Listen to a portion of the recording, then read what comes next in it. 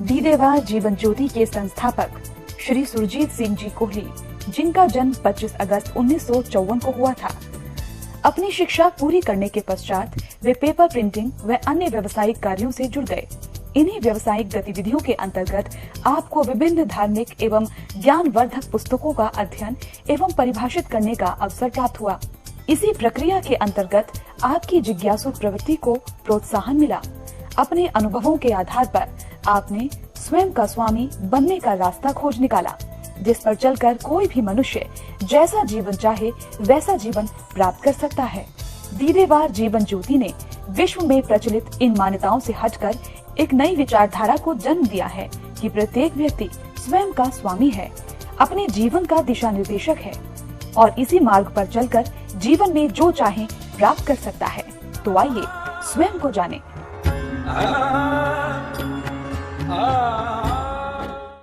आज हम एक की बात करेंगे। मानव जगत ने जब से अपने अंदर बुद्धि का विकास करा, उसके भीतर एक ऐसी बात ग्रह कर चुकी है कि सृष्टि को बनाने वाला कोई एक है और उसका संचालक भी उसी एक के द्वारा हो रहा है, अर्थात हम सब का मालिक एक है। दीदेवार अपने अनुसार, मत अनुसार, अपने विचार अनुसार बार बार ये कहता है कि हर व्यक्ति विशेष वो स्वयं का स्वामी है, उसका कोई स्वामी नहीं, और जब उसका कोई स्वामी नहीं तो वो भी किसी का स्वामी नहीं। मगर मानव के अंदर इतनी बात प्रचलित हो चुकी है कि सृष्टि का रचयिता कोई एक है और उसका संचालक भी उसी के द्वारा हो रहा है, और उसके द्वारा सृष्टि में पत्ता भी नहीं हिल सकता। दीदेवार सदा 3 नियम की बात करता है, एक प्राकृतिक नियम, एक मानव का व्यक्तिगत नियम और एक मानव द्वारा समाज का सामाजिक नियम।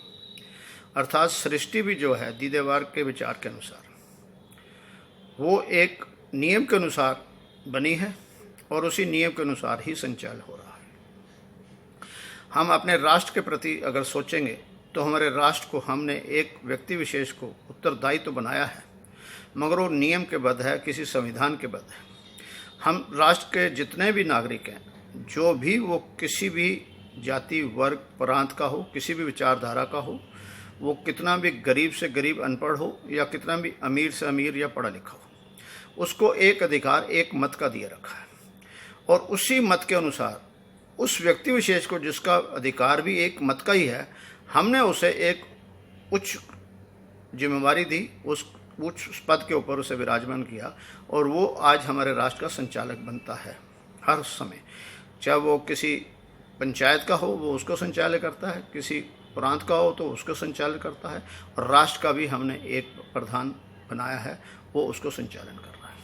ये सही है कि उस पद पे एक व्यक्ति बैठा है, वो एक उसको चलाने के लिए उत्तरदायित्व बनाया गया है, मगर वो एक नियम के बद्ध हुआ है, और वो किसको संचालन करेगा? राष्ट्र को। राष्ट्र के अंदर हर व्यक्ति विशेष भी है और राष्ट्र के अंदर हर वो चीज़ें, वस्तुएं भी हैं जिसको वो संचालन करना है, और व्यक्ति विशेष के समूह के बगैर वो संचालन नहीं कर सकता।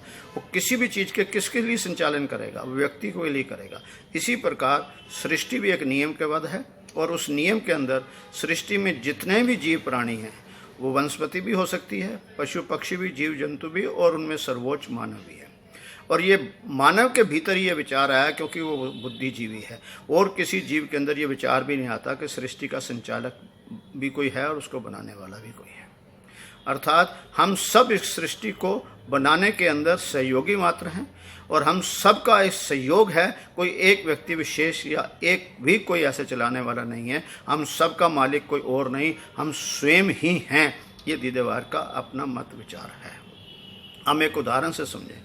हम जब अपने कपड़े पहने हैं, हमने शरीर से लेकर पाँव से लेकर सर तक जो भी पहना होता है, क्या हमने स्वयं बनाया है? या हम अपने लिए कोई मकान बनाते हैं, क्या हम स्वयं बना सकते हैं? या उसके अंदर सीमेंट है, सरिया है, और अनेक प्रकार के है, फर्नीचर हैं, इंटीरियर है, और इलेक्ट्रॉनिक्स गैजेट्स हैं, और घर के किचन के लिए भी अनेक प्रकार के वस्तु हैं। तो क्या एक व्यक्ति बना सकता है? नहीं, वो सामूहिक के द्वारा बनाया हुआ सामूहिक सहयोग है और हर व्यक्ति विशेष उसका प्रयोग इंडिविजुअल व्यक्तिगत करता है। तो इसका ये मतलब नहीं कि वो उसका स्वामी है, वो उसके सहयोग का मात्र है। जिस प्रकार पूर्ण मानव सहयोग ने एक दूसरे के सहयोग से मानव अपने जीवन का ज्ञान करता है, और हर व्यक्ति विशेष का भी ये कर्तव्य है कि जो उसके पास जो भी नॉलेज है, जो भी विचार है, वो भी मानव के लिए, मानव समाज के लिए और सृष्टि के लिए सहयोग देगा। क्योंकि कोई भी एक व्यक्ति अपने जीवन के लिए पूर्ण नहीं हो सकता, क्योंकि सभी जीव जंतु एक सामाजिक हैं और अपने अपने ही समाज में रहते हैं। ये सृष्टि का नियम है और सृष्टि भी अपने नियम से बंध है।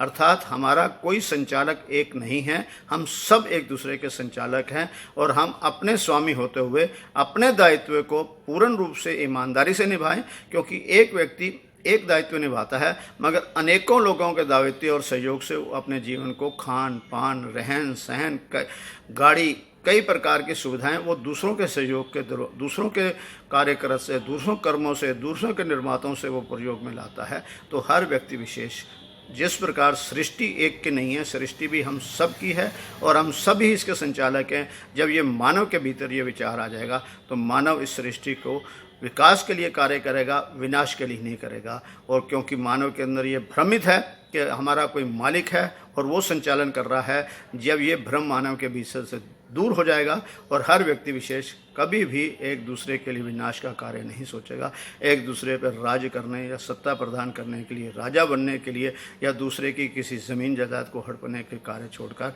सहयोग की नीति अपनाएगा। और जैसे जैसे जिस मानव के अंदर ये विचार थे, उन्होंने कभी ऐसा काम नहीं करा, उन्होंने जगत को यही उपदेश दिया है। और आज दीदेवार भी अपने विचार अनुसार ये पूरे मानव को कहता है कि हम सब एक दूसरे के सहयोगी मात्र हैं, मगर स्वामी हम स्वयं के हैं। और जो अपना स्वामी होता है अपनी किसी गाड़ी को तोड़ता नहीं है, गलत नहीं करता है, सहयोग करता है। और ये सृष्टि के भी हम सहयोगी मात्र हैं। जैसे शरीर के अंदर पाँव अपना सहयोग दे रहा है, हाथ अपना सहयोग दे रहा है, कान नाक सभी अपना अपना सहयोग दे के हमारा शरीर पूर्ण होता है, उसी प्रकार हमारा ये सृष्टि भी एक दूसरे के सहयोग से पूरी होगी। और जब जब ये मानव अपने भीतर ये विचार ले आएगा, वो मानव का व्यक्तिगत जीवन तो होगा ही, मगर पूरी सृष्टि के अंदर सदा सदा के लिए आनंद आनंद आनंद।